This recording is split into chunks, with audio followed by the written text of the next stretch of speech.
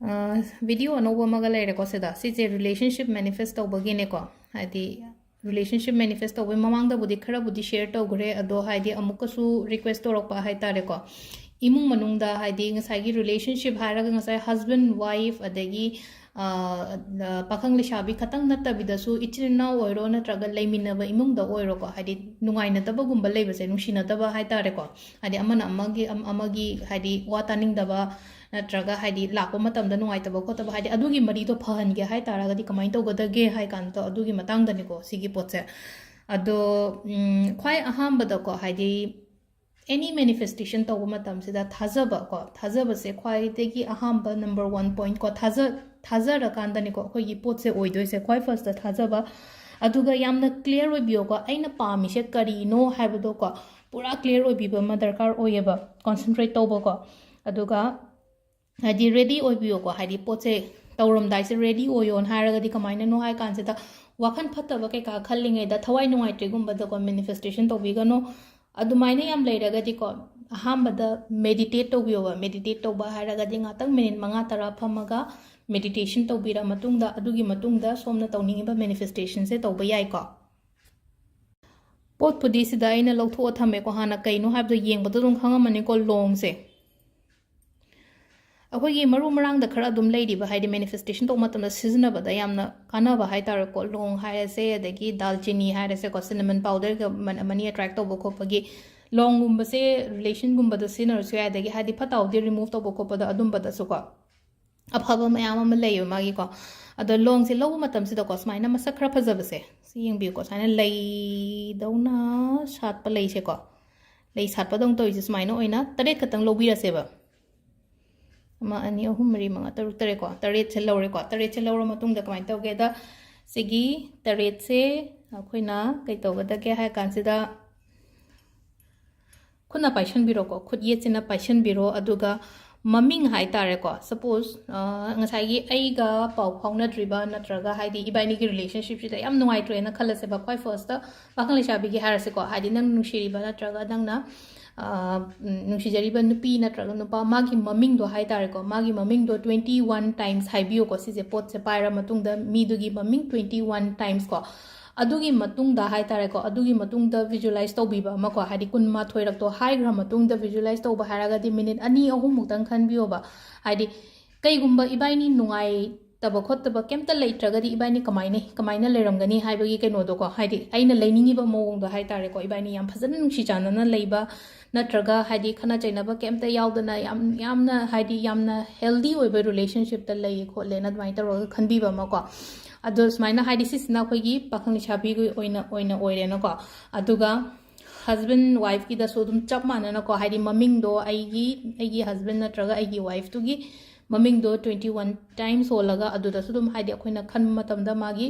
हाइदी visualisation तौबो मतमदुदा Kine तौगेदा हाइदी आइगी husband नत्रगा आइगी wife Tuga हाइदी इबाइनी यामना इंगना चिकना yum पाले खोले दुमाइना हाइदी अंगांगैगा हाइदी इमुंग से शांति यामना लैये खोले ना दुमाइ तौरगा अमा खनबिबम यारेको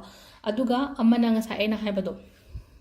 आइगा लोइनरिबा मरुप नत्रगा आइगी अदुमबदसु तौबो याइको दुम हाइदी सिगी पोटसे हाइदी मरीदो फगतना हनबगी मीदुगा हाइदी ngसाइगी मीदुगा आइगा मरीदो फनबगी दमक्तने इमानबी नत्रगा इचिनाउने हाइरसे अदुगा नत्रगा ngसाइगी इमुंग मनुंगी मीने हाइरसे इमुंग मनुंगी मीदो हाइदी आइना ममिंगदो कुनमा थोरक्सिदो सोनबिरगा हाइदी मरीसे इबाइनीगी मरी हाइतार कोई फैमिली की मरी से याम फरे हानागा हाइरगदी नॉर्मल द लेरे याम नुसी चाना लेये कोले ताइन तरोगा स्वाइना अहुम थोंगनादि एना हाइरेको हाइदी अखोगी पाखंग शाबी की हस्बैंड वाइफ की अदुगा इमुंग मनुंगी मेंबर्स की ओइरगसुको अदुगा सिगी कुनमाथोइसे कमाइना तौगदगे हाइ कांसिदको सि तौरेबको तौरा मतुंगसिदको हाइदी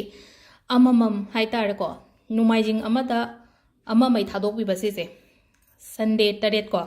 हाइदी नुमाइजिंग तरेत सिसे लोइना मै थादोकपियोको हाइदी अममम हंदकी लाकदोरिबा नुमाइजिंग सिदा अहांबा थारनी मथंगी नुमाइजिंग सिदा अमुक थारनी अनिसुबा अहुम सुबगी नुमाइजिंग दो अमुक थारनी को दाइन तरोगा तरेत से पुलप तौबिराको अदु तौर मतुंगदा कयाम चेंज लाके हाइबदो येंगबियोबा हाइदी तौरिङै मनुंगदा अनिरक तौबदसु हाइदी चेंज फलाउन लाकोसु याइको अतारसु कंप्लीट तो तौबियोबा हाइदी तरेति सुहनबियोबा अदु सिगी रिलेशनशिप फगतनबगी से ꯍꯥꯏꯗꯤ ꯔꯤꯂꯦꯁꯟꯁꯤꯞ ꯍꯥꯏꯔꯒ ꯉꯁꯥꯏꯒꯤ ꯑꯩꯅ ꯍꯥꯏꯗꯣ ꯑꯣꯟꯂꯤ ꯅꯨꯡꯁꯤꯅꯕ ꯈꯛꯇꯪꯅ ꯔꯤꯂꯦꯁꯟꯁꯤꯞ ꯅꯠꯇꯦꯅꯀꯣ ꯐꯦꯃꯤꯂꯤ ꯍꯥꯏꯕ ꯑꯃꯁꯨ ꯂꯩꯔꯤꯕꯅꯤꯅ ꯍꯥꯏꯗꯤ ꯐꯦꯃꯤꯂꯤꯒꯤ ꯃꯇꯥꯡꯗꯁꯨ ꯍꯥꯏꯗꯤ ꯐꯒꯠꯍꯟꯒꯦ ꯍꯥꯏꯔꯒꯁꯨ ꯁꯤꯃ ꯇꯧꯕꯤꯕ ꯌꯥꯏꯀꯣ ꯑꯗꯣ ꯃꯦꯅꯤꯐꯦꯁꯇꯦꯁꯟꯒꯤ ꯚꯤꯗꯤꯑꯣꯁꯦ ꯃꯌꯥꯝꯗꯤ ꯍꯥꯞꯄꯅꯦꯀꯣ ꯑꯗꯣ ꯇꯧꯕ ꯌꯥꯕꯗꯤ ꯇꯧꯋꯦ ꯈꯪꯉꯦ ꯑꯩꯁꯨ ꯑꯉꯥꯡꯉꯩ ꯍꯥꯏꯗꯤ ꯍꯪꯉꯛꯄ ꯀꯣꯏꯁꯟ ꯍꯪꯉꯛꯄ ꯄꯔꯁꯅꯦꯜ ꯃꯦꯁꯦꯖ ꯑꯣꯏꯔꯣ ꯅꯠꯇ꯭ꯔꯒ ꯑꯇꯩ ꯀꯃꯦꯟꯇ ꯀꯩꯗ ꯏꯔꯛꯄ ꯈꯣꯠꯄ ꯃꯌꯥꯝꯗꯣꯀꯣ ꯑꯗꯨꯗꯨꯅ ꯌꯥꯔꯤꯉꯩ ꯑꯗꯨꯝ ꯇꯧꯕꯤꯌꯣꯕ ꯍꯥꯏꯗꯤ ꯀꯩꯒꯤꯅꯣ ꯍꯥꯏꯗꯤ ꯑꯩꯈꯣꯏꯅ ꯃꯦꯅꯤꯐꯦꯁꯇꯦꯁꯟꯗꯣ ꯑꯩꯒꯤ ꯉꯁꯥꯏꯒꯤ ꯑꯩꯒꯤ ꯑꯦꯅꯔꯖꯤ ꯑꯩꯒꯤ ꯚꯥꯏꯕ꯭ꯔꯦꯁꯟꯗꯣ ꯍꯥꯏ ꯑꯣꯏꯔꯤꯉꯩ ꯍꯥꯏꯇꯥꯔꯦꯀꯣ ꯍꯥꯏꯗꯤ ꯑꯩꯅ ꯄꯥꯝꯃꯤꯕ ꯄꯣꯠꯇꯣ ꯑꯩꯉꯣꯟꯗ ꯂꯥꯛꯄ ꯑꯣꯏꯒꯅꯦꯕ ꯃꯇꯝ ꯈꯛꯇꯪ ಚꯪꯒꯦರಾ ಚꯪꯖꯁꯅꯨꯀꯣ ꯊꯥ 5 ಚꯪꯒꯦರಾ 6 ಚꯪꯒꯦರಾꯀꯣ ꯑꯩꯅ ꯄꯥꯝꯃꯤꯕ ꯄꯣꯠꯇꯣꯀꯣ ꯍꯥꯏꯗꯤ ꯂꯩꯅꯀꯣ ꯉꯁꯤ ꯇꯧꯔꯒ ꯍꯌꯦꯡ ꯅꯨꯃꯤꯠ 6ꯅꯤ ꯁꯨꯔꯦ ꯋꯥꯇꯔ ꯃꯦꯅꯤꯐꯦꯁꯇꯦꯁꯟ ꯇꯧꯈꯤꯕ ꯍꯧꯖꯤꯛ ꯐꯥꯎꯕ ꯑꯣꯏꯗ꯭ꯔꯤ ꯗꯦꯁꯄꯔꯦꯠꯁꯨ ꯑꯣꯏꯒꯅꯣꯕ ꯍꯥꯏꯗꯤ ꯇꯧꯔꯒ ꯀꯥꯎꯊꯣꯛꯀꯣ ꯍꯥꯏꯕꯗꯣ ꯑꯩꯅ ꯇꯧꯔꯒ ꯀꯥꯎꯊꯣꯛꯀꯣ ꯍꯥꯏꯗꯤ ꯂꯣꯀꯔꯗ ꯑꯩꯅ ꯄꯣꯠ ꯆꯩ ꯃꯌꯥꯝ ꯍꯥꯞꯄꯦ ꯂꯣꯀꯔꯗ ꯀꯩ ꯍꯥꯞꯈꯤꯒꯦ ꯀꯥꯎꯔꯦꯕ ꯇꯁꯦꯡꯅ ꯍꯥꯏꯔꯀꯥꯟꯗ ꯂꯣꯀꯔꯗ ꯀꯩ ꯍꯥꯞꯈꯤꯒꯦ ꯑꯩꯅ ꯃꯤꯔꯔ ꯍꯥꯞꯄꯣꯀ ꯍꯥꯏꯔꯗ ꯃꯤꯡꯖꯦꯟ ꯍꯥꯞꯄ ꯃꯇꯝꯁꯤꯗ ꯃꯤꯡꯖꯦꯟꯁꯦ ꯁꯤ ꯃꯤꯡꯖꯦꯟꯅꯤꯅꯀꯣ ꯃꯤꯡꯖꯦꯟꯁꯦ ꯁꯨꯃꯥꯏꯅ ꯍꯥꯞꯄ ꯃꯇꯝꯁꯤꯗ ꯑꯩꯒꯤ ꯁꯅꯥꯗꯤ ꯁꯤꯗ ꯂꯩꯔꯦꯕ ꯁꯅꯥꯗꯨ ꯁꯤꯗ ꯂꯩꯔꯦ ꯁꯅꯥꯗꯨꯒꯤ ꯃꯃꯤꯗꯣ ꯁꯣꯝ ꯅꯥꯀꯟ ꯃꯤꯡꯖꯦꯟꯗꯨꯗ ꯑꯃꯨꯛ ꯇꯥꯔꯤꯅꯤꯅꯀꯣ ꯍꯥꯏꯗꯤ ꯄꯣꯠꯁꯦ ꯗꯕꯜ ꯑꯣꯏꯅꯕꯒꯤꯗꯃꯛꯇꯅꯦꯕ ꯍꯥꯏꯗꯤ ꯑꯩꯈꯣꯏꯅ ꯂꯣꯀꯔꯗ ꯌꯥꯔꯤꯉꯩ ꯃꯤꯡꯖꯦꯟ ꯃꯆꯥ ꯃꯆꯥ ꯃꯌꯥꯝ ꯊꯝꯃꯁꯨ ꯌꯥꯏ ꯑꯃ ꯊꯝꯃꯁꯨ ꯌꯥꯏ ꯑꯅꯤ ꯊꯝꯃꯁꯨ ꯌꯥꯏ ꯑꯍꯨꯝ ꯊꯝꯃꯁꯨ ꯌꯥꯏ ꯑꯗꯣ ꯌꯥꯝꯅ ꯃꯤꯡꯖꯦꯟ ꯊꯝꯃꯤꯉꯩ ꯍꯥꯏꯇꯥꯔꯦꯀꯣ ꯃꯤꯡꯖꯦꯟ 3-4 ꯊꯝꯃꯤꯉꯩ ꯉꯁꯥꯏꯒꯤ ꯄꯣꯠꯇꯣ ꯂꯣꯏꯅꯃꯛ ꯃꯥꯒꯤ ꯔꯤꯐ꯭ꯂꯦꯛꯁꯟ ꯃꯌꯥꯝꯗꯨꯅ ꯍꯥꯏꯗꯤ